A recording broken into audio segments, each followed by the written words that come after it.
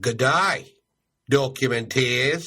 It's about as far as I can go with that accent. Hello, Documentarians. This is Bob Sham here. And boy, have we got a thick, juicy, buttery treat for you today on this episode of Documenteers. This is episode 8, and we are featuring our last guest to truly round out the foundation of what we're trying to do here at Documenteers. Not to say that the door is sealed on future guests, but this is kind of the core that we're looking at there, the points, and I'm like the square itself.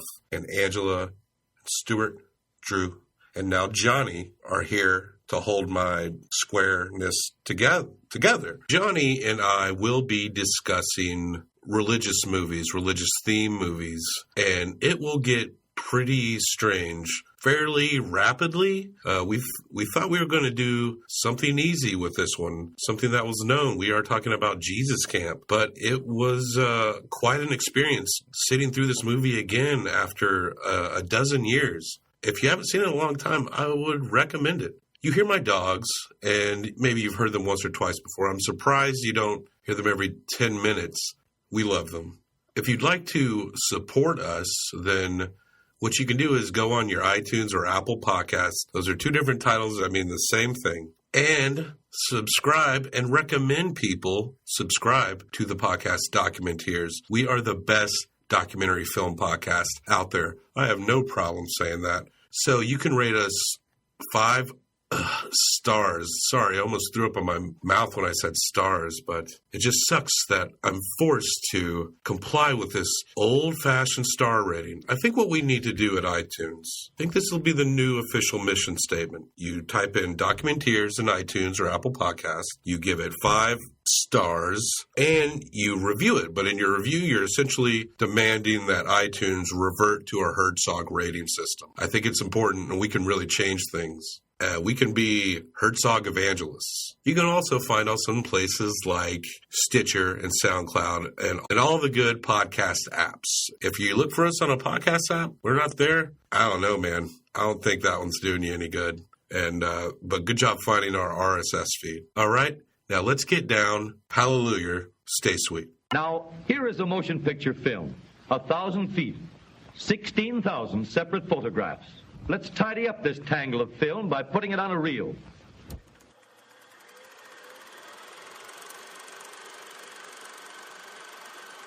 When I dance, I really have to make sure that that's God, because people will notice when I'm just dancing for the flesh.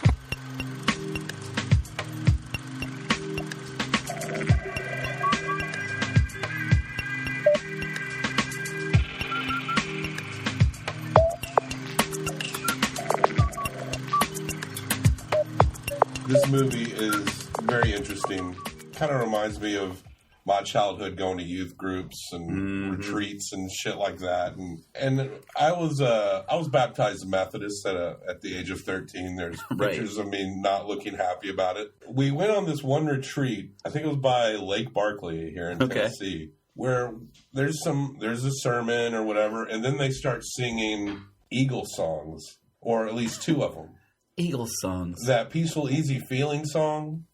Got a peaceful, easy feeling that you won't let me down. Something like that. And they're singing that chorus over and over again. That's progressive for the 90s. For Methodists in the 90s, that's quite... And they would go, and then they would sing... I'm not kidding, Desperado. Over and over again. This probably went on for 45 minutes, I think. When you got baptized? This was... No, this is just a youth retreat later. Oh, right. I was a little older. 2 Eagle songs over and over again. And even at that age, I was like, this is kind of weird. Sometimes they cover Love Song by The Cure. Really? Yes. You know, however far away, I will always love you. It's like God singing to you, you know? Yeah. And then I remember I was walking to the hotel, because we were staying at a hotel at this retreat with some other Christian Methodist friends. And there was a janitor, and he was kind of singing this song. And he was singing the Don Henley hit from the 80s, Boys of Summer. And I was like, no way. And then the janitor turned around. It was fucking Joe Walsh. I'm not kidding. No. About 50% of that story is true. I'll let you decide. I'll let you decide what part. He was actually singing Hotel California. But it was still Joe Walsh. I like the idea of Joe Walsh singing a solo Don Henley number. For some reason, I find that was the only one I know, though. Boys of Summer. How's that song go? Boys. I'll still stay. My love for you will still be strong after the boys of summer have gone. It's kind of a nice song. I mean, on the road today, I saw a Deadhead sticker on a Cadillac. Well, it's fucking 80s, man. I know. What's up, Docs? Docs with an X, not a CS. But apparently there's an app called Docs where you can watch documentaries. Okay. I'm not plugging them because I was searching through their library and they got a ways to go, I got to say. But I've managed to not be sued by Warner Brothers. Now, will this application sue me? I don't know. But what's up, Docs is still our catchphrase. What's up, Docs? And with us today, rounding out the foundation of the Documenteers is, well, what's your name, sir? Johnny. Johnny Greth.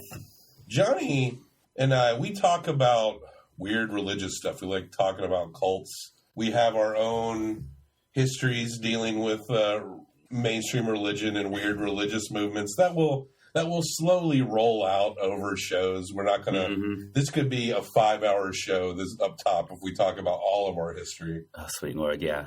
One thing at a time.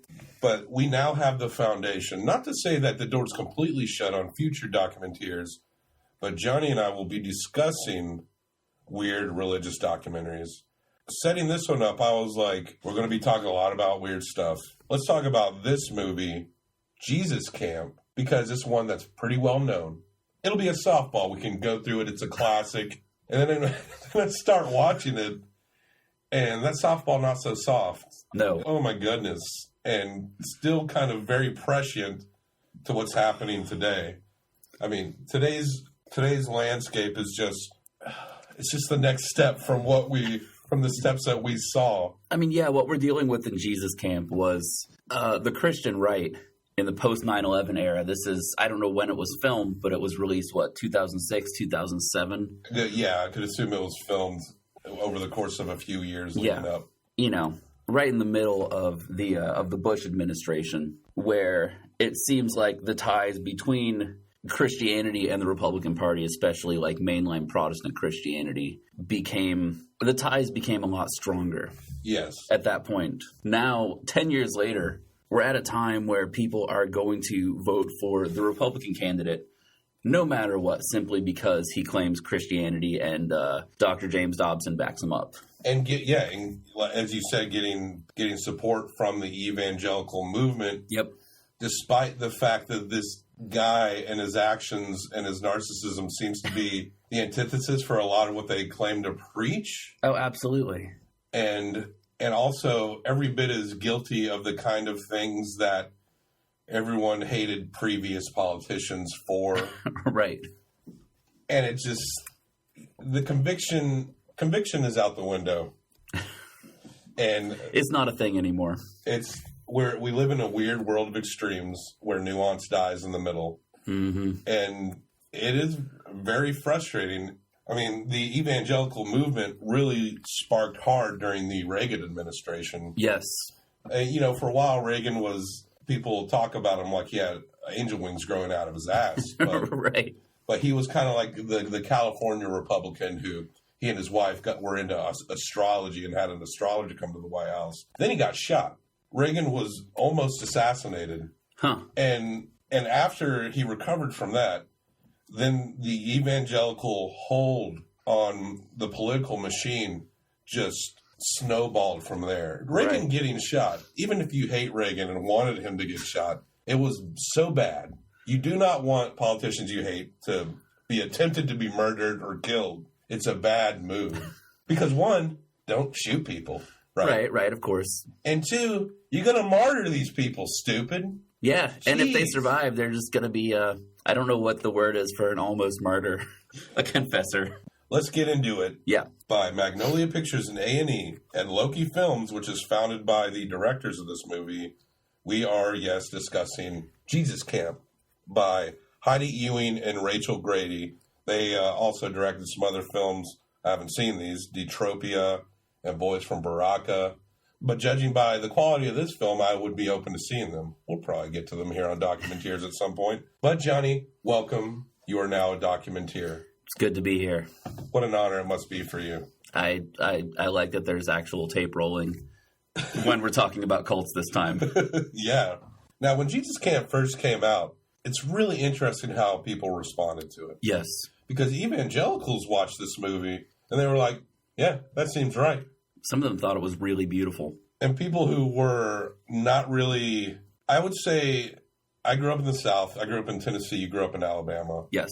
And I think maybe you're on the same boat as me. It wasn't a shock. No. But it was like a good document of people that we know in our day-to-day lives. But I think a lot of people who maybe are more in their, if they're more bubbled in their liberal existence, right, looked at it as a scathing statement on evangelism, which I didn't really interpret as a positive, but they saw it like, oh my God. And the director, Heidi Ewing, said that she was kind of surprised at how people reacted against this movie, right, almost with like as much zeal as the people that she was documenting for the movie. Yeah, it was weird. A lot of people had seen it. I'd also lived in Chicago for a short period of time. Among people who are more or less left-leaning, right? Christian or not, they definitely had somewhat leftist politics, usually further to the left than Democrat or Green, And yeah, they seemed to, like you said, they saw it as like a scathing indictment of the evangelical world. And I was just glad that someone got video proof this shit goes down. Right. This is what it is. It was pretty accurate. I didn't see too much in the documentary that was overblown. It sounds like most of the churches I could have gone to, just across the border in Pensacola, Florida. Sure. We grew up, I'm not a religious person now, and this movie's not against Christianity. No. It does a good job making that point. It's about a style of Christianity. So as far as criticizing Christianity as a whole, that's not really what we're going to try to do here. There will be plenty of time for that later in other documentaries. I've got a lot to say. But this is more focused on the evangelical side of things. Yes, absolutely. We're at the Midwest in Missouri. It's a small town. We see a strip with fast food restaurants lining it. 10,000 roads in America just like this one. Absolutely. And we are introduced to a radio host, Mike Papantonio. Mike Papantonio, he is not really into this evangelical thing. No, he's not. We're in the Bush era.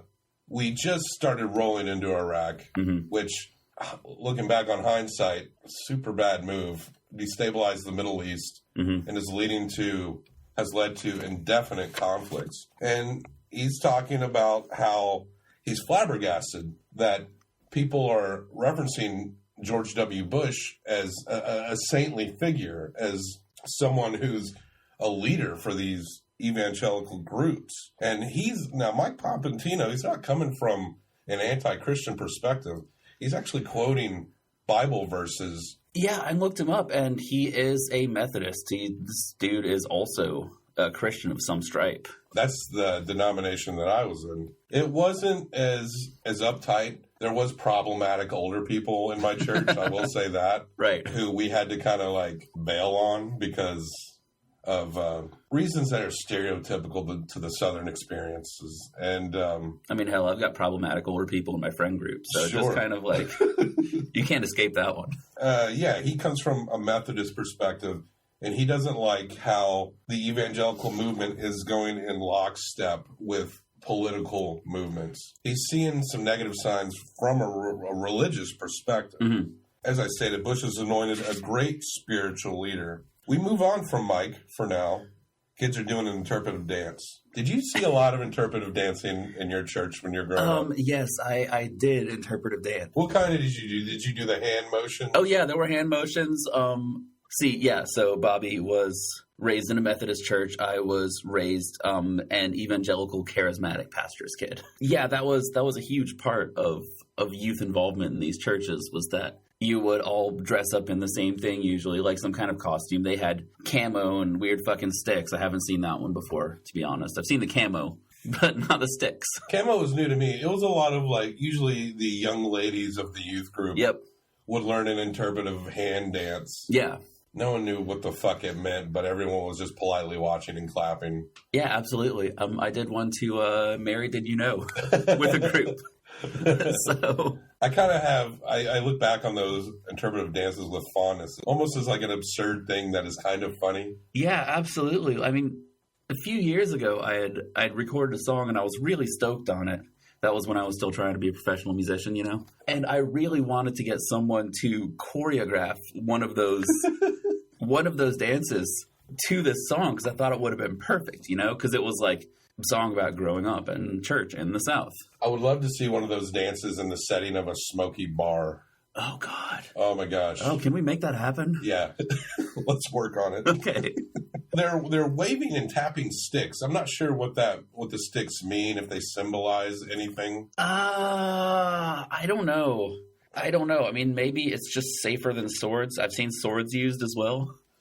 Swords, like real swords? I mean, you know, sometimes toy swords. I've definitely seen one or two pastors swinging a real sword around on stage. Because you got that armor of God and that sword. The armor of God, yeah, fighting the principalities and powers of the evil one. We meet a lady, Pastor Becky. You're going to learn to love her. Do you? And she's lamenting that her evangelism book, For Kids, which seems to be a binder, like a 3-ring binder, isn't selling well. And that people think it's all about like a door-to-door, knock-on-doors kind of thing. Don't know if that's really your problem, Becky. There's a kid with a rat tail. His name is Levi, but I didn't catch it for half the movie, so I'm writing kid with rat tail. Yeah, he was rat tail for about half a page in my book. I had a rat tail when I was a kid. Hell yeah, you did. You know I did. I wanted one, but I wasn't allowed to, like, grow all my hair down, you know? So I tried to, like, get the back as long as I could get away with. It's kind of a similar thing. Like, I wouldn't be able to grow all my hair long. Nope, that's what women do. But the rat tail was a weird compromise. But that looks... I mean, looking back, that looks way weirder than just growing your hair out. It does. No one really wanted a rat tail, I don't think. Pastor Becky asked the question, and I really like this scene, can God do anything? Now, that's a softball question for an evangelical crowd. Okay. I wonder what they're going to say. But I noticed a parent is raising their little girl's hand. Yes. This is a sick world, she says. We need to fix it. Because Christians are lazy. It's up to the kids, Johnny. Then they have a repeat-along prayer. She says, if you don't open your mouth, the Spirit can't talk. Yes. And we get a little tongue speaking. Oh, man, so much of it. Did you have speaking in tongues in your background? Yeah, that was a regular thing. Like a lot of the kids in this, you know, came from a non-denominational or mainline Protestant background, was influenced by Pentecostalism. And so, yeah, speaking in tongues was just par for the course. Like, my family spoke in tongues. I never did. Oh, yeah? Because, yeah, I mean, I figured that if God wanted me to speak in tongues, he was just going to make it happen and I wouldn't have to force it. And so it never happened. So this line, if you don't open your mouth, the Holy Spirit can't talk. Is that how it went down? I guess so. You got to open that mouth. Just hold it open until something comes out. Yeah, just like open your mouth, you know, give the Holy Spirit a little push and then you're going to start speaking in tongues. My mother goes to a Church of God, and they speak in tongues. Yes. She wasn't very religious when I was very young, but she became that way when I got older. But I was raised by my grandmother. She was not down with that scene. She like made fun of it. Right. She was like religious in the basic way that Southerners are. Yeah. I believe in Jesus, and I'm scared of the devil. It's just kind of that streamlined Southern way of thinking. Absolutely. But even though my church experiences, they didn't start this young, thankfully. Yeah. And they weren't this dramatic. But looking back, there were influences of the evangelical movement. Yes. Particularly in the youth groups. Yeah. So, yeah, I remember I would kind of do church tours. I belonged to a Methodist church, but my friends went to this Baptist church. Another buddy went to a Nazarene church. I would kind of float around with them for a long time. That's more common among Southerners for some reason than among Northerners. Yeah, it was like, I mean, I was the nerdy kid. Right. And I needed a group of friends at a young age. Yeah. And these youth groups those are the easiest way to meet people. Oh, dude, totally. The Nazarenes apparently don't like, I imagine most denominations aren't into it, but Nazarenes, I learned later in particular, don't like it when you go to other churches like they want. And the Nazarenes also, they had live bands, which seemed cool to me at the time for their church services. And really, really high production stage performances of Jesus getting crucified and stuff. You know, I never went to any Nazarene churches. I don't think. A few of my cousins went to a Nazarene college. That's all I know. I think we have one here in Nashville. Yeah, Trevecca. Becky Fisher.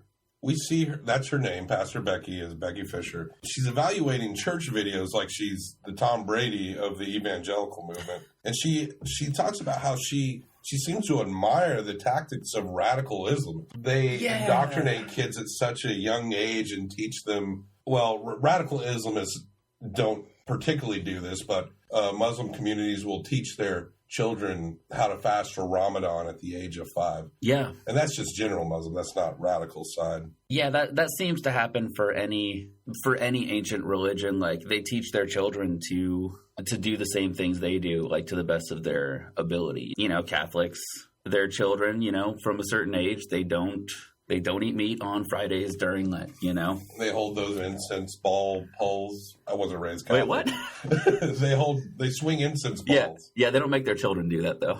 I never was Catholic, but stylistically, I always kind of admired them. I really appreciate the aesthetic a lot. Becky she seems very upbeat about where the country is at this point. She's all about Bush and the nation and where it's going. Levi, who at this point I'm just writing Rat Tail Boy, they're talking, he and a friend are talking to Becky about this camp. Becky asked Rat Tail Boy, Levi, when he got saved, and he says, I got saved at 5. I didn't think anything was fun. I wanted more out of life. 5 years old. It's like, also, his parents are also fully on board with all of this. Yeah. Well, I mean, he's homeschooled by his mom. I mean, that's the same kid, right? Levi, Rat Tail guy? I think most all these kids we meet are homeschooled, but it definitely focuses on Levi. I like their pretend debate over creationism. Like, they're enlightened by this information that they've probably heard 1,000 times. Oh, absolutely. And like any other piece of information that contradicted it would have been engaged and discussed right in a rational manner. Right, as if that was present in that house. But it's funny how he said at 5 he wanted more out of life. If the kid said to me, I'm not having any fun, I want more out of life, be like, go dig up some worms, dude. Be a kid. That's kind of the saddest part, is that these kids, they're not allowed to just be kids. Right. And a lot of the things that they're told is wicked and evil is not necessarily that way from the perspective of a young child. We're talking about the perspectives of adults projecting onto these children. You know, there's that, and I seem to... The kids that they seemed to focus on were ones that seemed to be pretty serious.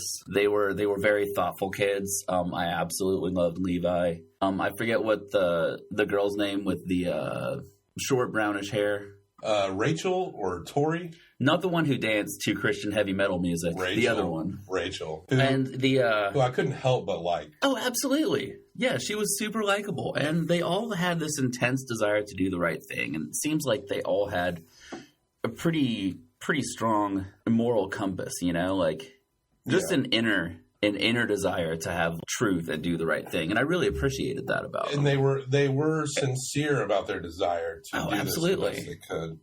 That's the difference between. I noticed that when in my church groups amongst my friends at the time, is that they weren't. I don't recall us being all that political, right? But we were. They were intelligent kids that wanted to sincerely do the best they could. Right. You know, I may have some philosophical disagreements today.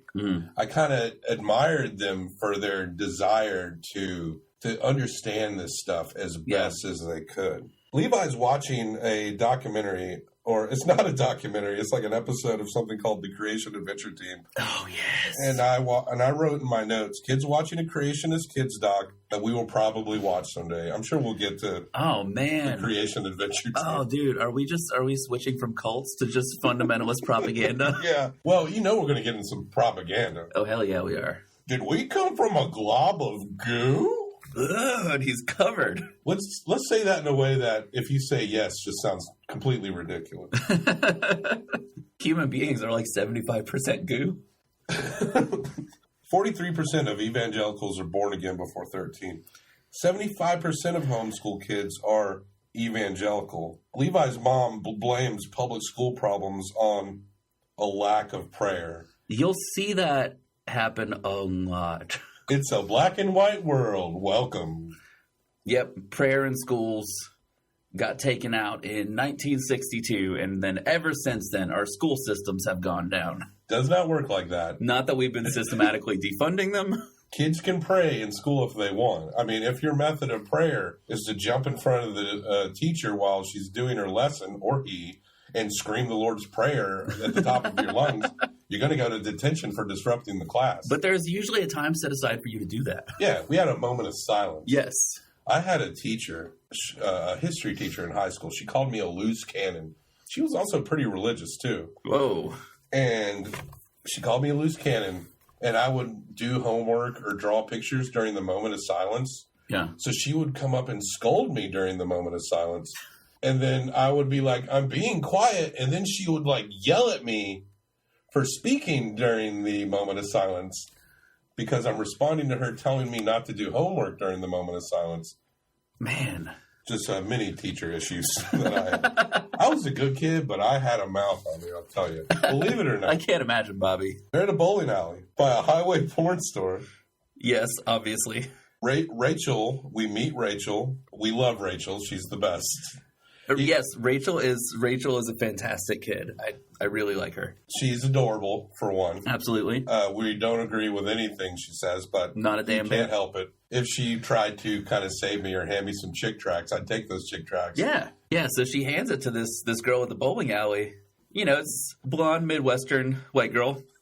Dyed hair. Yeah, she's sitting there and, just apparently by herself or something. And she just goes up to her and she's like, I think God is trying to tell me that, like, he just wants to love on you, that he loves you, that you're so important to him. And here's a pamphlet. And she smiles and she's very, very, very polite. Very polite, yeah. Obviously, like, charmed by the cuteness of this kid who cares about her salvation. And she takes it, right? I got a little too excited when it went close up on a chick tract. Yeah. We love chick tracts. Oh, man. It is one thing we've talked about a lot.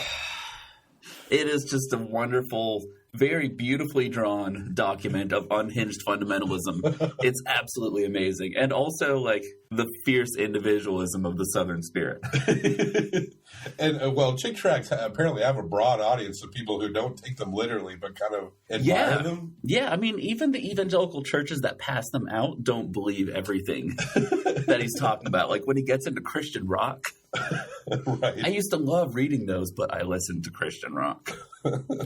And the waves of music, I love that that rock is evil stuff from the past. Oh, dude. Because it's obviously outdated because rock music isn't even like the most popular form of music now. Yeah. You kind of have to keep adjusting what you're against based on the popularity. Well, yeah, rap music is evil now. Yeah, rap music, EDM, I guess. Well, I mean, I still maintain that. Rachel wants to do the best she can. She talks about how maybe when she grows up, she wants to be a lady that paints nails so that she can just paint nails with Christian music in the background. My first thought is she's going to get so much business. Everyone's going to love going to her to listen to Christian music and get witnessed to. If I knew that she was out there after seeing this documentary, I'd go get my nails done. Okay. But I wonder if painting the nails of a man was something that she would be against. Yeah, see, that's the thing. I don't know. I don't know what side of the do we serve gay people cake People say that Rachel teases her and that she is weird. I mean, she is naturally a weird kid. Yeah. Nothing on the surface wrong with that. And sure, she's an evangelical, but they live in the Midwest. The idea of like Jesus and God is not exactly a foreign concept where they're from. Even if people aren't as deep into it in the way that they are, they're not. It's not that people are like against the belief of Jesus. No. And if they are, they've kind of learned to survive in a place where believing in Jesus Christ as your Lord and Savior is very normal. And getting witnessed to is probably a pretty normal thing. We are then introduced to Tori dancing to some Christian hard rock. Yes. She loves Christian hard rock, and she loves to dance, but she's got to be careful to make sure that she's not dancing in the flesh. Because if you're dancing in the flesh, people are going to notice. This is what I'm talking about with adults projecting their bullshit onto the kids. Because Tori just likes to dance. She's a young girl. She's like 8 to 10. She's just dancing. It's not the flesh. No. If someone tells her it's the flesh, it's the adult looking at her and thinking it's the flesh. Yeah, she's not going to do some like super provocative thing to Christian heavy metal, you know? These kids are racked with adult level guilt. Absolutely. That is a real big thing. Whenever she's talking about the part where, I think it's in the beginning, we're going to have to rewind a bit, but she's talking about how like your friends are going to hell. Your friends who are not saved, if you do not tell them about Jesus Christ, and they go to hell because you didn't tell them, because they've obviously never heard about Jesus Christ before in their entire lives. Right, here in the Midwest. Yeah. If you don't tell them, I mean, it's going to be on you, and you're not going to be able to enjoy heaven knowing all your friends are on hell because of you.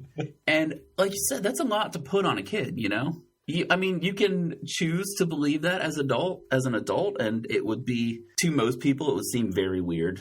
That's a large amount of responsibility, like somebody's soul, somebody's eternal damnation or salvation. You're not just responsible for your own. No. You're responsible for every soul you see in any given day. I mean, these kids can't even legally work, you know?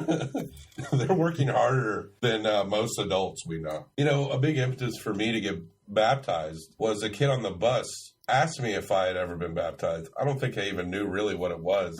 And then he said, well, if this bus crashes and you die, you're going to hell because you've never been baptized. He also guilted me for getting our dog fixed. This kid was a dick. Wait, what? But he did have an influence on my life, apparently. He was against dogs being fixed. Man, and that pressure to, like, tell other kids about heaven and hell is so strong. I went to the Brownsville Assembly of God. It was a Pentecostal church that had, like, a non-denominational veneer where a big charismatic Pentecostal type revival broke out, right? I went to the youth group with a friend, and the new youth pastor had he drove a Prowler. Oh, this, yeah. I mean, this, oh, cool. Those are cool cars. Yeah, that campus had some money. Like, he drove a Prowler, and he was super intense, very animated. You know, teenagers and kids obviously really responded to him. But at some point, he brought out a tank full of goldfish. Okay. And he was like, these are all your friends. And then he took a net, scooped them up, and threw them down on the floor and said, your friends are going to hell.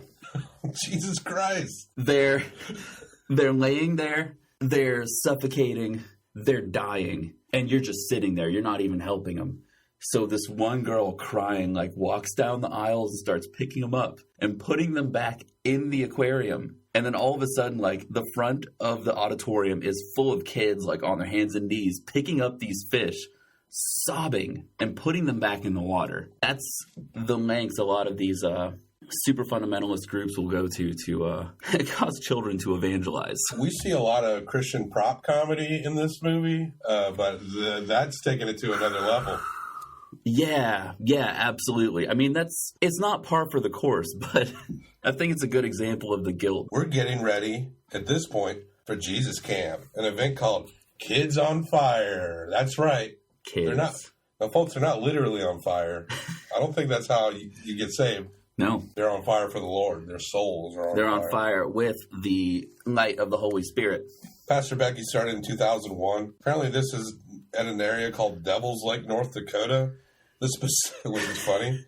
The specific area is called something else. I'll have to dig through my notes. But they do a prayer rehearsal, and they pray over the electrical equipment. Yes. And the microphones. Lord, don't bring a storm in to knock all these out. Please, the blood of Jesus over all this equipment. No microphone failures, Lord Jesus. During that prayer, there's more tongues. I made a note every time anyone spoke in tongues.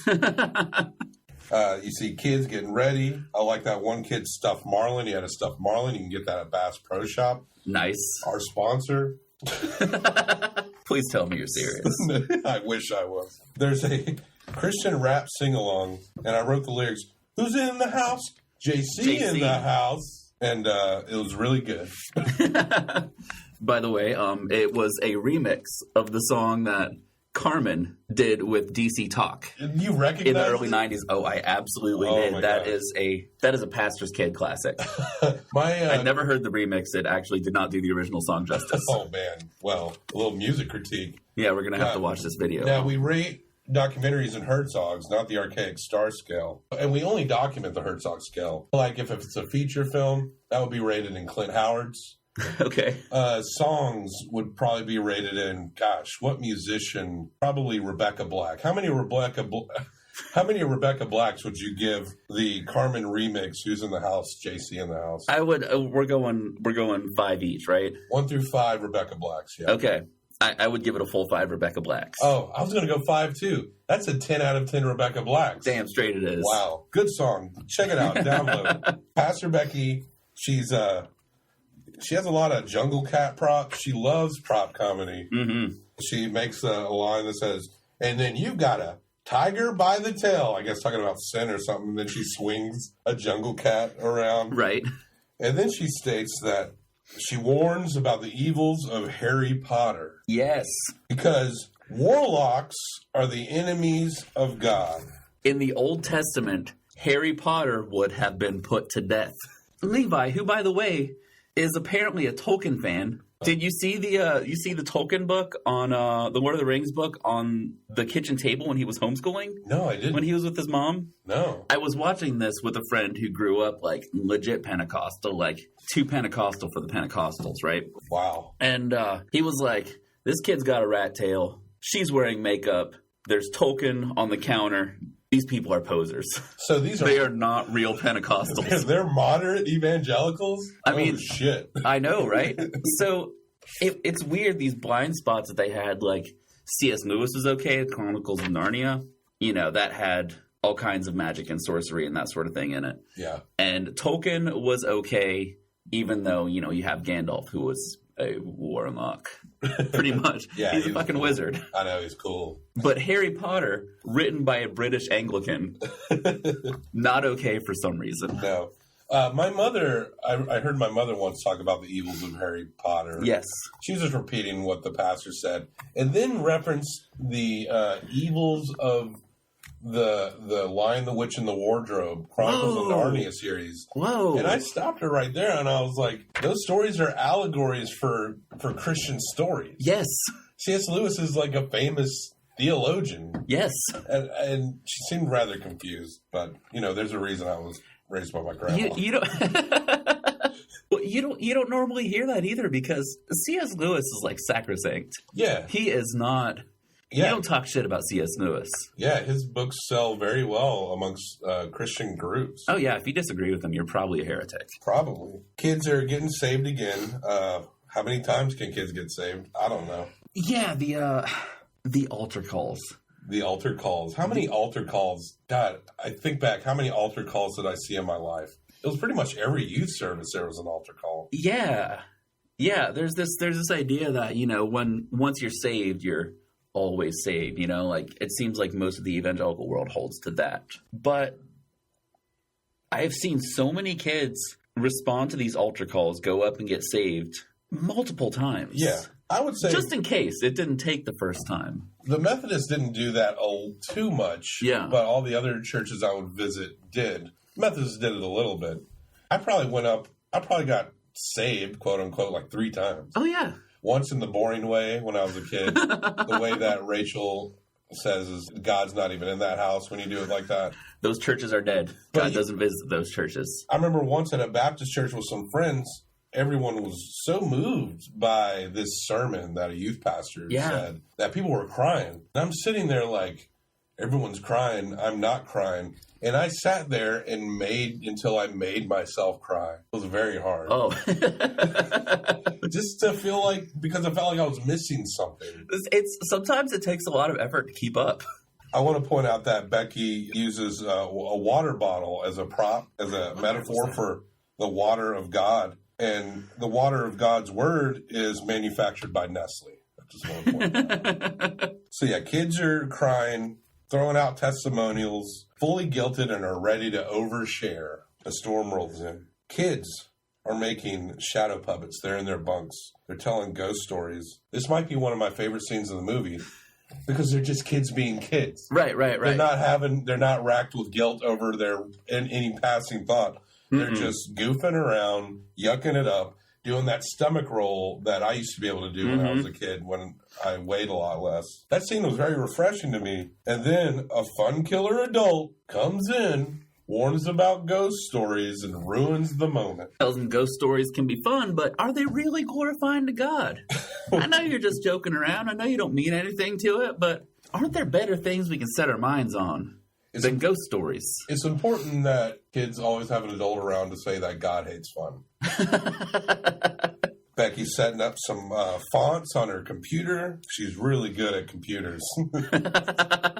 She likes that blood drip font. Man, I love that shot where it just cuts to her office on the computer, and it just says sin in big ass black letters. Then the next word she types is death. Let me see if we can get a good font on here. Okay, yeah, blood font. We're introduced to Becky's prop room. She's the carrot top of the evangelicals. For someone who probably is very against Halloween, she has a lot of Halloween props. You know, you gotta let that out somewhere. Like, if you suppress your desire to like dress up as scary things, you're going to let that out in your evangelism. It's just interesting how she's providing for that Halloween industry, you know? Right. Thanks for helping to keep it alive, Becky. You know, holding a sickle and then a heart in your other hand. And brain molds. Oh, damn straight. She says her kids get it. 2 hours. She can preach for 2 hours and they never get bored. Well, maybe we'll take that on kid-by-kid basis. You know? Right. She seemed to give that impression, though, that was what was going on there. It's morning time at Jesus Camp, and kids seem like they're really pumped. Like, Christ is like Red Bull at Jesus Camp. And a kid comments that another kid looks like Harry Potter. And he says, yeah, but I haven't seen the movie because of witchcraft. And one kid says his mom won't let him watch Harry Potter. I go to my dad's and I watch them there. And the other kids look so uncomfortable. Oh, man. At that revelation. Yeah, Rachel was there, right? And so was Levi? Yeah, very much side-eyeing, like you just heard someone say something racist. Exactly. It's like, okay, dude, which one do I bring up first? The fact that your parents are divorced, or the fact that you're going against your mom's wishes to betray God? I didn't even think about the divorce part. That was like a 1-2. Like, I can't believe it. Yeah, watching it at my dad's house. They could just see the flames coming up around them. Mm-hmm. Becky gets a picture taken for a magazine, and she says, and I quote, almost like being on the cover of Rolling Stones. Yes, I love the plural Rolling Stones. Rachel likes church camp a lot. She's drawn some crosses. She doesn't like those boring churches. The adults in her life have indoctrinated her very well. Mm-hmm. They should be very proud of Rachel because she's really going for it. Levi, rat tail, getting ready to preach it up. And it's kind of weird. He's talking about the kids he's going to preach to almost like he isn't one of them. Like he's different. Right. Is the appeal of evangelism, maybe you can shed some light, is it almost like they see themselves as having a superpower? You know, that's really hard to say. I think it's something they see the adults do. It's almost like a rite of passage in the church that, you know, whenever someone is invited to get up and speak or share the word, they're often a member of the church in good standing, you know? So this is kind of like a boy becoming a man sort of an... Yeah. It seems almost like a rite of passage as an evangelical Christian. I would say I'm not a big judge on sermons these days, but he seemed like he did a good enough job. He did a good job. I mean, he obviously was convinced by what he was saying. He delivered it well. Of course, he's preaching to the choir, too. That helps. Yeah. Kids are getting saved again. They're getting called up again. Yep. And then there's a sermon where kids are breaking mugs with hammers. They have sins written on the mugs. I couldn't tell what that one mug said, but I think it said detergent. I don't know if that's a sin. Detergent? Yeah, I think so. But a girl chants, "Righteous government, God. Righteous government, God." And they're just yelling, "Jesus!" Oh, yeah. Tori's crying, fist up for the Lion of Judah. They literally are putting their fists up. You see the war stick dance again, because that's always a classic. There was a righteous judges chant. Was that in the same scene? Where they were breaking the mugs? Yeah, I think so. Yeah, righteous judges, because I think GWB at the time was trying to get more pro-life judges into the Supreme Court. Right. So that was a huge deal back then. It looks like they're tripping. Especially Rachel. It looks like they're wigging out. Yeah, I kind of wanted to talk about that. That, she was, in the beginning, Becky was watching the video of that one girl who ends up on the cover of the DVD. Yeah. The Jesus Camp girl with her arms raised, tears streaming down her face. Right. People probably know that image by now. Tiny little blonde kid, absolutely.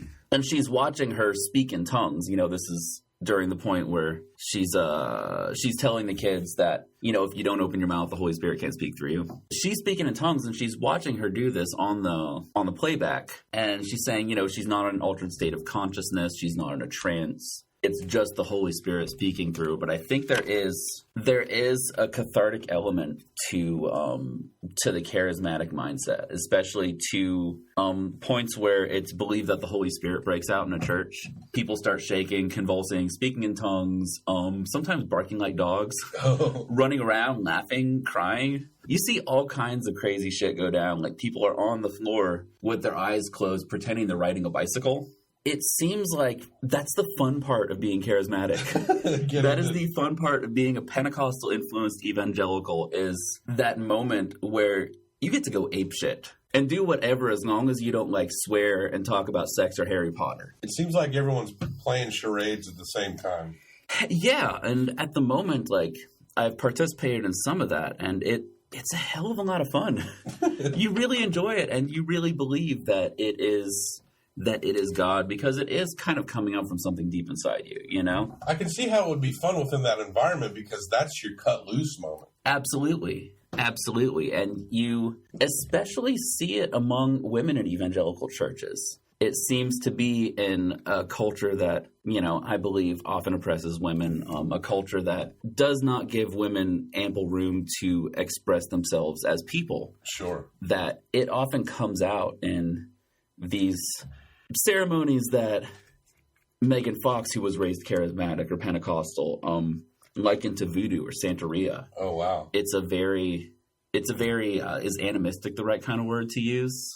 Can't wait till we get to Santeria documentaries. Oh, yeah. I'm excited to learn more about that. Levi makes a statement that when he's around non-Christians, they make him feel yucky. They make his spirit feel sick. Mm-hmm. Okay. That seems to go very much against the biblical and Christian notion that you're supposed to see the image of God in everybody. That's a weird part of that culture that separates the sacred from the secular. I think you touch point on what makes evangelism different, is that there is a specific segregation more so than any. I'm not a religious person, so I don't often try to argue perspectives from a biblical perspective. Right. Even the aspects of Jesus that I think are very positive it's still not something that I literally believe in. Right. But at the same time, my favorite stories of Jesus, he's not walking around surrounded by people who agree with everything he says. No, he is not. He's actually making an outright point to not do that. and Yeah. to kind of really just have an open hand for anyone for any reason. Mm-hmm. And he's usually fighting the Pharisees and the Zealots who are trying to segregate themselves from the surrounding secular or pagan culture. And he actually, if I remember correctly, he gets pissed off at some Pharisees when they're all counting money up in the temple. Many times. And you know what? Money is politics. Mm-hmm. Jesus didn't really like the blending of those things, it seemed. No, I mean, he said, and I quote, you have, I mean, this is not verbatim, by the way. Of course not. It's been a while. You have made my father's house a den of thieves. There were people selling sacrifices to present on the altar in the temple. So yeah, he said, you have made my father's house a den of thieves. And then he turns the tables over. Like, he frees a lot of the animals from their cages. And he flips out. It's the angry Jesus passage. One of the best ones.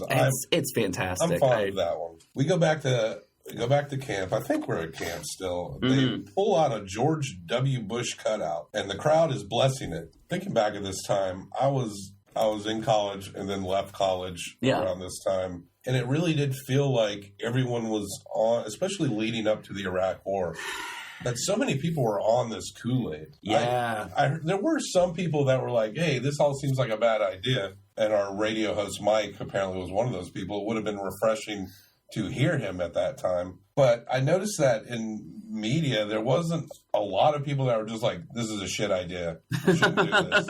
This guy is not a saint. He's just a guy. But there was just kind of this avid fever. Mm-hmm. And I can't help but think that this is that the polarization truly started at that point. You know, in the beginning of the documentary, it talked about Mike Papantonio talking about how it's, blurring the lines between church and state. It's tearing down that wall, and it is linking Christianity with politics.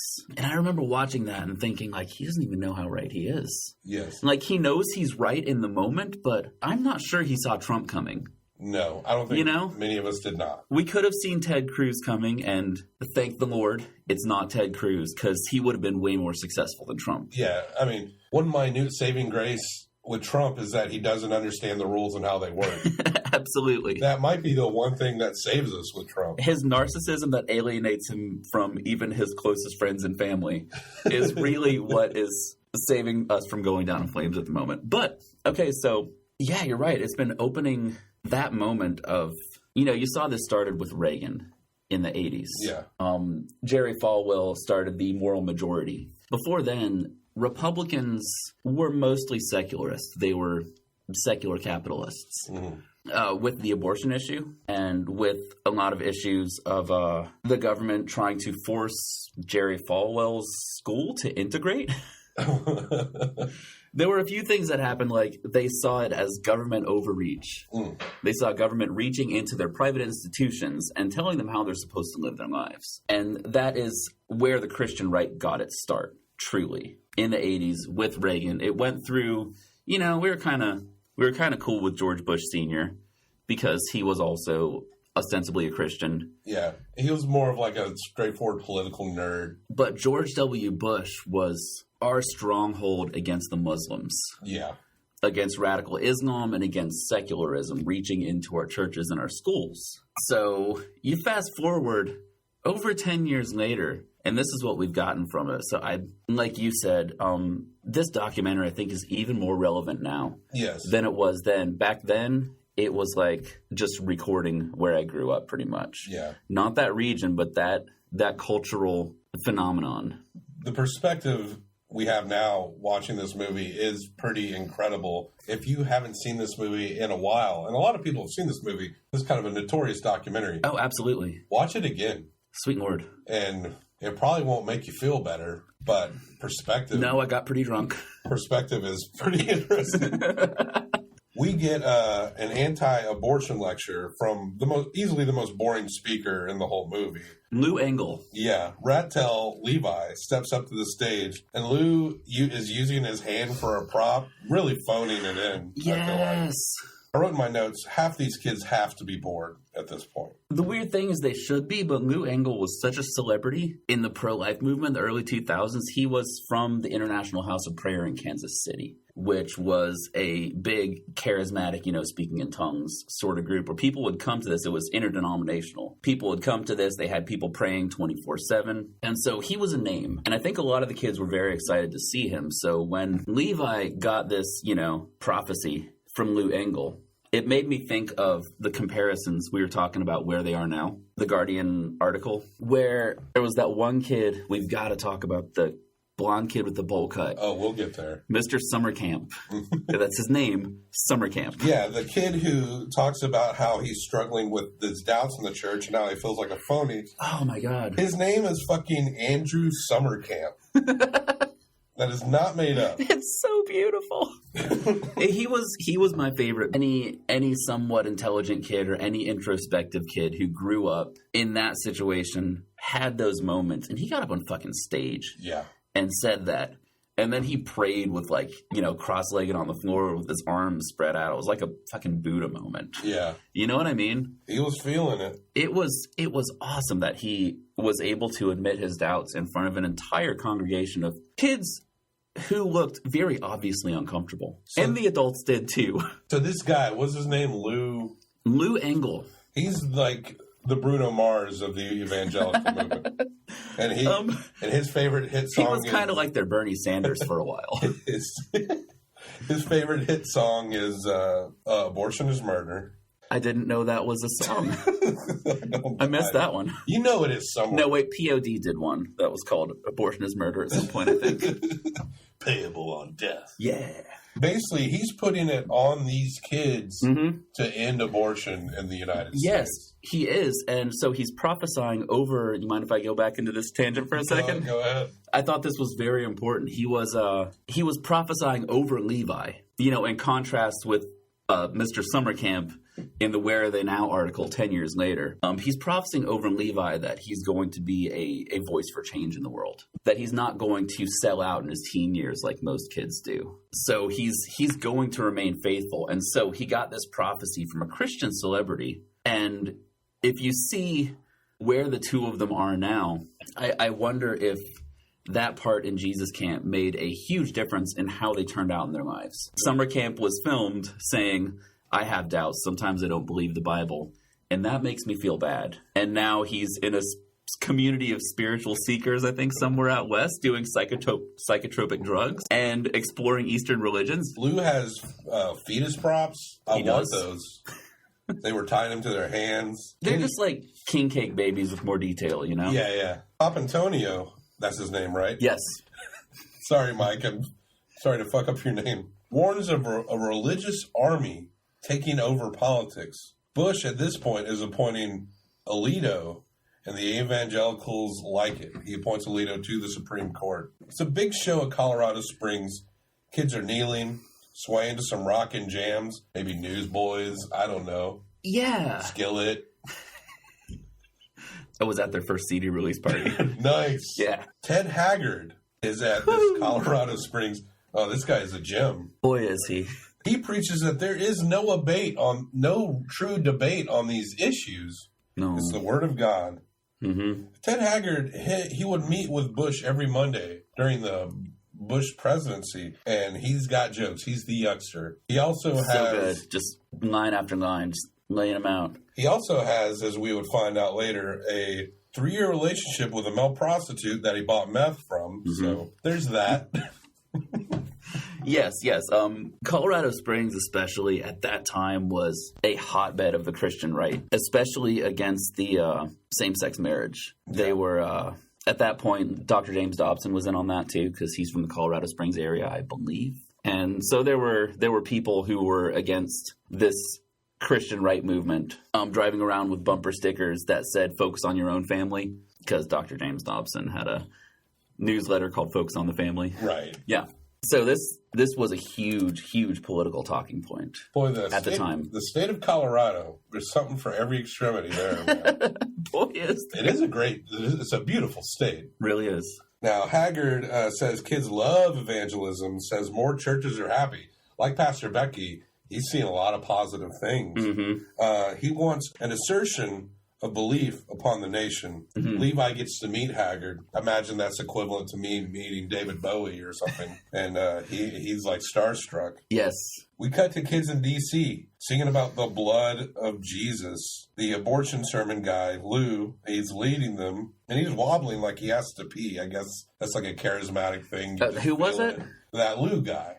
Oh, Lou. Yeah, he's doing that like, it's almost like autistic stimming, where he's rocking back and forth from the waist. That's what I call Christian rock. Good one. That was good, Bobby. Thank you. That was his trademark move. Whenever the Holy Spirit came over him, he would rock back and forth. And you could see that his followers from, they called it IHOP, International House of Prayer, that his followers would do the same thing when they were praying.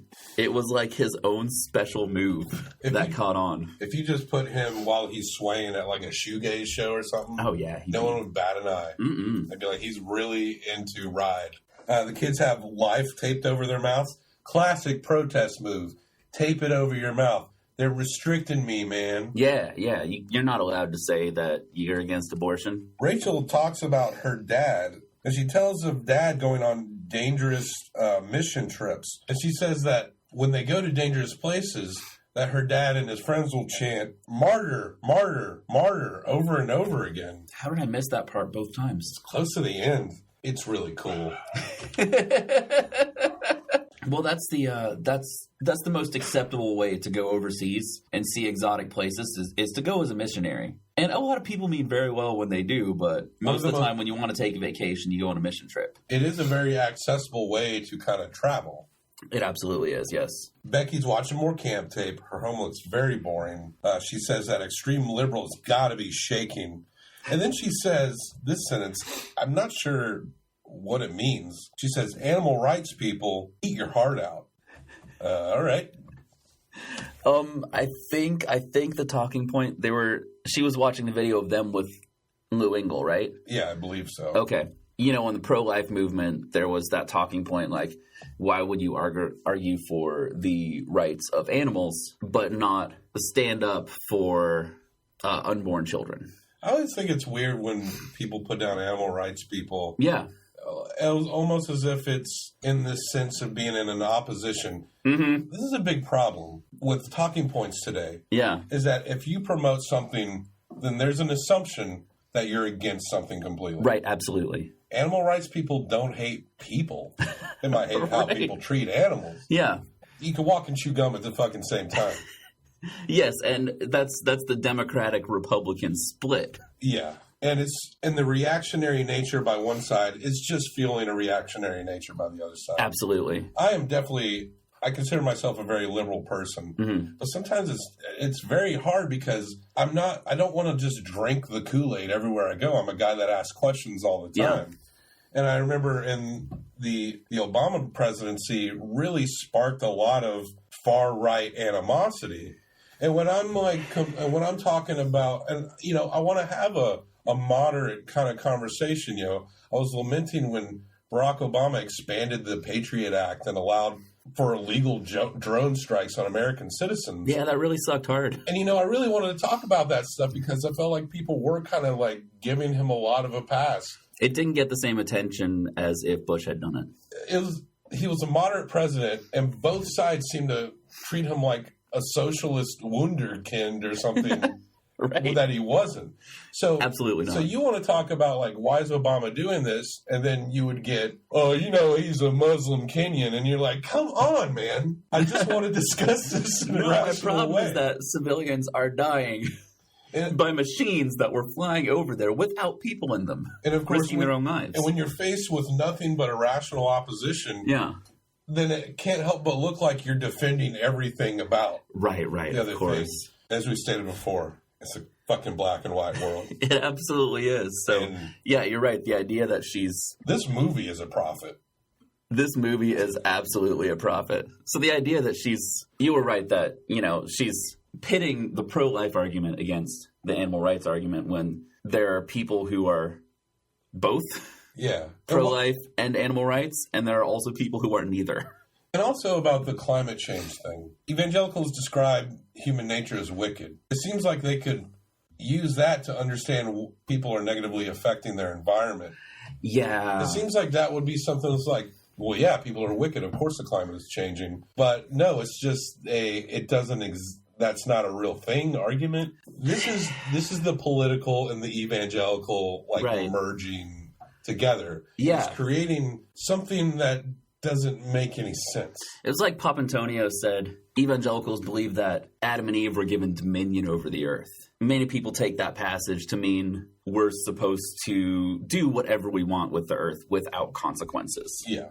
Which is super weird because most Christianity up until recently has interpreted having dominion over the earth as having to take care of it, having to cultivate the land. Not owning the earth, but taking care of it. It's a passage cited by both evangelicals and marijuana smokers for very different reasons. Papantonio talks to Becky. She goes on his show. Becky admits that what is fed to kids at a young age stays with them for their life in some form. Oh, man. Yeah, they do. Papantonio calls it indoctrination. Becky doesn't mind the process. She's not really denying that much. Yeah. She says she's not aware of political indoctrination. Come on, Becky. We'll get more into that later. Can I just say I love how 10 years later, Becky is a slang term for a clueless white girl? I really... Becky with the good hair, right? Yes. Give me some Becky. I do love that. I do. It brings so many more things into light. Becky, pretty good in a bubble, not necessarily that eloquent when challenged, but she holds her ground. Papantonio thinks it's all crazy. Becky, she's on that Midwestern strip. We're coming full circle. And then the movie ends. But one of my favorite scenes of the whole movie is a post-credit sequence where Rachel is in D.C. and she walks up to a group of older black men.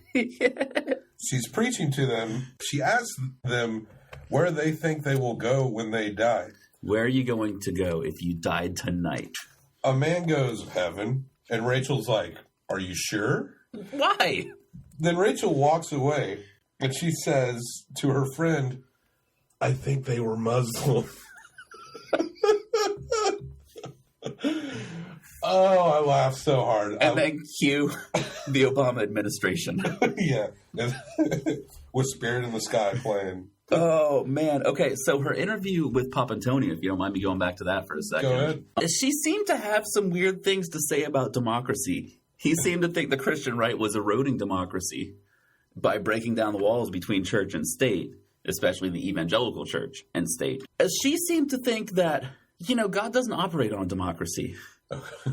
Well, I mean, I guess if you really go literally by that book, maybe not. Well, I mean, God, according to most religions, does what he wants. Right. He, she, or they want. He doesn't ask his followers, hey, I got two options. You guys put it to a popular vote. What do you think we're going to believe about sacrifices? Go ahead and chime in, guys. Flood or fire? Go. Your take. She seemed to think that, God does not operate by man's rules. So, what the American people want is not necessarily what God wants. I wish I had written down what she had said word for word, because, once again, perfectly summed up the election of 2016. Oh, God. Oh, God. There is a 2016 Guardian article, 10th anniversary of this movie. A lot of this I'm about to say comes from the Guardian article. Yeah. But it's where are they now? Levi is still devoutly evangelical and is engaged, probably married by this point, lost his virginity. Congratulations. Did he? Got to get married to get laid, right? Oh, yeah. Was he married yet? I imagine it. By 2016, 2018? Yeah, maybe. Those engagements go quick. They're all getting into college at this point. Right. Rachel is still religious. It's hard to say how much so. I watched some devotional. She's actually a very good speaker. Yeah. And she's older now, of course. But she had some devotional online about her spiritual journey and the doubts that she felt and how she got over it. Wait, what's her full name? I didn't write down her last name. Now, Rachel is still religious. I don't know if she's really deep into the evangelical side of things. It's hard to say, but she's still a believer. Tori is allegedly still religious. Which one's Tori? She's the one that liked to dance and listen to hard Christian rock. Oh, yes. She's studying dance in college. I read something there's some people online who allegedly know her, claim that she is just living a typical college life. She's just kind of, maybe someone was like, oh, you like metal, here's Iron Maiden's second record, and then it changed her life. I don't know. Usually does. And we touched base on this kid before, Andrew Summercamp, probably the kid that we can relate the most to. Oh, man, first time I watched it, that was the most poignant moment, and it still is. He left evangelism after his father came out. He's now into, you mentioned this before, Eastern mysticism and psychotropic drugs. So it kind of goes from one extreme to the other, I guess. He's like, I won't be an evangelical, so I'll be a stereotypical hippie. Thinks many at the camp had the best intentions, but see it now as sick people trying to treat sick people. Yeah. That's a very poignant way to phrase it. Yeah. He doesn't regret the experience because he sees it as him becoming who he is now. He's still a young person, though, so yeah. He's got a long life journey ahead of him. But as much as he doesn't put down a lot of people he was with, he does take a moment to describe Pastor Becky as, I quote, a terrible fucking person who is fueled by the spiritual suffering of other people. Oh, man. You can kind of be objective with people's experiences. Yeah. It is kind of hard to if you're not on board with what she's saying, it's kind of hard to like Pastor Becky. Oh, absolutely. Mike Papantonio, he is an author, a senior partner in one of the largest plaintiff firms in the country. And, of course, we mentioned our friend Ted Methmouth Haggard. Ted, if you're listening, just go all in on that, man. You be you. Maybe not the meth. The meth can make you crazy. Yeah, kick the meth, please. But let it go, bro. Let it go. And that, my friend, woo, was Jesus Camp. Oh, my goodness. What a journey. God, I feel like I need to go get drunk again. Yes. Jesus Camp by Heidi Ewing and Rachel Grady. We do not go by the archaic 5 stars. But frankly, when I'm forced into things to rate things in a star rating, I'm disgusted. You might call me an evangelical for our new Herzog rating, 1 through 5 Herzogs. What I'm going to do, each of us will say, how many Herzogs, 1 through 5? And then, get this, let me blow your fucking mind. Whoa. Combine those Herzogs. Holy shit. 2-man democracy, and that is the best out of 10. Just like we did with the Rebecca Blacks. Yeah, Rebecca Blacks. Got it. So I've only seen A Year of the Wrath of God and his documentary on the internet. Is that enough to get a good grasp on what the Herzog scale is? Yeah. I think you're going to be fine. Okay, cool. We're a very young podcast. All of our listeners are new listeners. We're a baby. We're trying to grow. We're seeing what we blossom into. Yeah. We're a beautiful lotus. And I feel like I've already given maybe too many 4 Herzog ratings. And this movie is good. It's prescient. It is a document that can provide a little understanding into the extremities of what we're all having to deal with right now. Yeah. And so this movie is a modern classic, and it holds up. It's a good movie. And if you don't know anything about this movement, you'll probably be like scared out of your mind. Right. I would say stay calm, because I've noticed that as much as there's been a lot of bullshit over the years, there's been something else gradually growing. Now, Christianity in general is still the most popular religion. Right. But you know what's slowly increasing? I think it's at like 20-something%. Are people that they're not necessarily non-spiritual people, but do not identify with any specific religion or spiritual notion. They may have their own philosophies. Yeah. Just people who are rejecting outright spiritual movements and just going their own way is the fastest growing way of thinking in America right now. So as much as we kind of may lament what this means, there is some ray of hope. There is people kind of pushing against it. And I think these extremities, and I think that results from people seeing these extremities and seeing the influence of these extremities in their lives. And after the Iraq War especially, we're also, and it's been fueled by the rise of Trump and his ilk, there have been a growing number of progressive Christians as well. This is not the only option out there in the evangelical world even. Right. Evangelicals and charismatics are often starting to shift left because they're seeing the failure of, trying to say, force your sexual ethics on an entire nation. So there is hope in that area as well. Like, not only among the spiritual but not religious crowd, but among people who grew up evangelical or even converted to Christianity. And it's not unusual, if you do kind of read Jesus's words, how someone could be more of, not necessarily some far-right person, more like kind of almost socialist in a way. It's not that far off. I've known some very socialist Christians. Same here. Christians that believe in all their heart, but they're not going to avoid a party, you know? Right, absolutely. This movie, it's a classic. It's great. I'm giving it 4.5 out of 5 Herzogs. Whew. I'm rating it high. I think whenever it happened in 2006, whenever it first came out, I probably would have given it 3.5 because I was just tired of seeing that shit at that point. Sure. I had not been out of it for long enough, and I was still going to a church that was somewhat similar, but living with a Christian anarchist community in Oklahoma at the same time. So, you know, I would have given it 3.5 then because it was not enjoyable. Now, people just heard you say Christian anarchist community. We're not going to get into it this episode. Nope. But stay tuned for future Johnny episodes. So I would have given it maybe 3.5 then because it was a fucking boring subject. We were smack dab in the middle of the Bush administration. It was something that I didn't even want to think about. It was not entertaining. Now, looking back, realizing what it had predicted, like, it caught a moment that has just blossomed into full-scale fuck-uppery. Yeah. I would have to give it 4.5 now, and I'm reserving the half star because I would have liked more evangelical shop talk. I would have liked there to be more for people who grew up in that and for people who know the ins and outs of the Christian right already, you know? But as it stands, for someone who wants to look back at where they were or have never heard of this movement whatsoever or have seen it but have not seen it in depth, I think it's an incredible primer for evangelical politics and theology. Absolutely. And I think the fact that when people watched this, thought that there was some interesting things about this movie, whether or not they were within the evangelical movement or without it. And if any documentary director can pull that off, you really accomplish something that is very challenging. Yeah. And I don't think we should underestimate what Hottie Ewing and Rachel Grady accomplished with this movie. Yeah.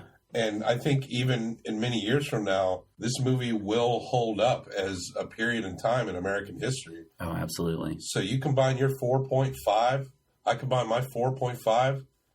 That's a 9 out of 10 Herzog movie. Now, already, we've got in our young podcast, I think we rated The Band That Wouldn't Die, one of our 30 for 30 episodes, 8 out of 10. Right. I'm already thinking that's a little high.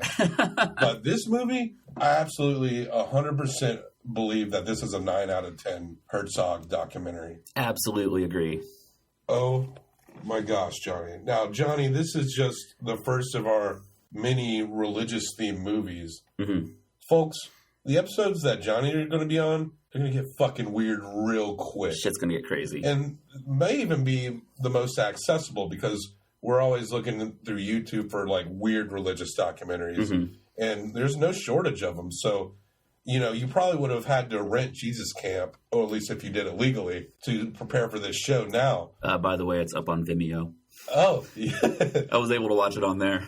I rented it, and then I found it on Vimeo yesterday to find like a bumper for it, and I was like, damn it. I mean, I hope we don't get famous and get it taken down. Yeah, don't tell anyone, all right? Yeah. But we're going to go into the weeds of some strange stuff, and it will be accessible because there will be stuff that you can just pop up a YouTube video. You'll be able to watch, so stay tuned, and it's going to get weird. Shit's going to get crazy. You know what? I'm not an evangelical, but I just want to put 100% support into interpretive dance.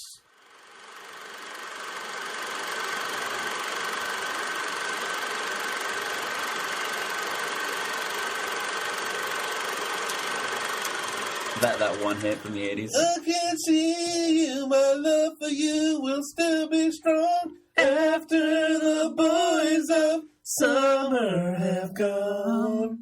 Out on the road today, I saw a deadhead sticker on a Cadillac.